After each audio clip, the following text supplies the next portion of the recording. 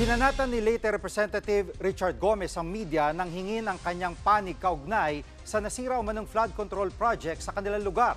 Git ni Gomez tila may nagkukumpas daw sa media para puntirehin siya. Live mula sa TV5 Media Center, nangunguna sa balita si Rainiel Pawid. Rainiel, ano pang sinabi ni Congressman Gomez? Jiggy, binanatan nga ni late Representative Richard Gomez itong ilang miyembro ng media na humingi sa kanya ng pahayag o panayam dito nga matapos nga nito nga nasirang flood control project sa kanyang distrito.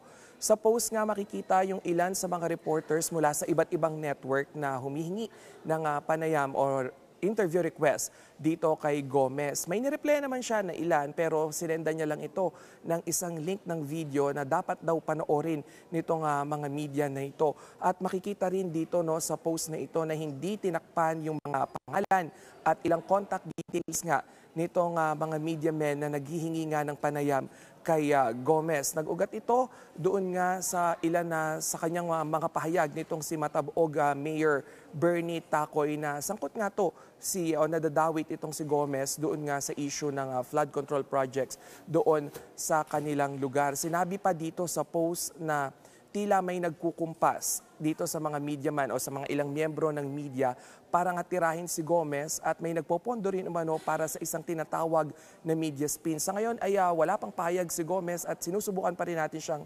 kuhanan nga ng panayam ukol nga dito sa nangyaring posting na ito.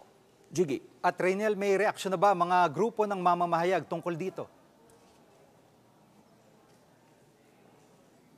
Jiggy, pinalagan naman ng National Union of Journalists of the Philippines o NUJP itong naging action nga na ito ni Gomez. Sinabi nila na pabor pa nga ito dito sa mambabatas na kinukuhanan siya ng panayam at bahagi rin ng Data Privacy Act ng mga mambabatas yung nakanti rito ni Gomez dahil nga doon sa pagsasapubliko ng kanilang mga pangalan at contact details. Sinabi ng NUJP na posibleng malagay sa alanganin yung estado nga nitong mga mamamahayag na ito. Jiggy. At anong tingin ng mga kapwa kongresista ni Gomez sa issue?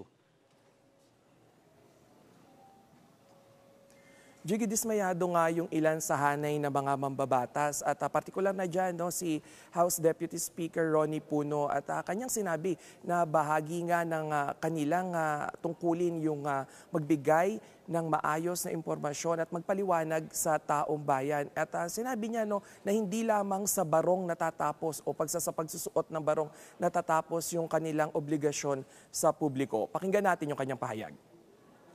No, hindi maganda talaga yun. No, I think, the Ethics Committee should brought into that. Being held to a higher standard does not just require magbarong Tagalog ka, no?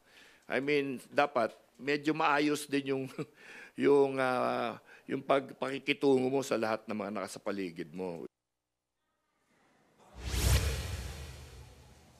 Jiggy, kanina nga sa isang press conference doon sa House of Representatives, hinimok pa nitong si Representative Puno na magpasa nga ng ethics complaint itong hanay ng media dahil sa hindi daw makatarungan nga na aksyon na ito ni Goma. Dahil nga para sa kanya na kinakailangan na mismong si Richard Gomez na daw yung magpaliwanag ng mga hokus-pokus na ito ng gobyerno.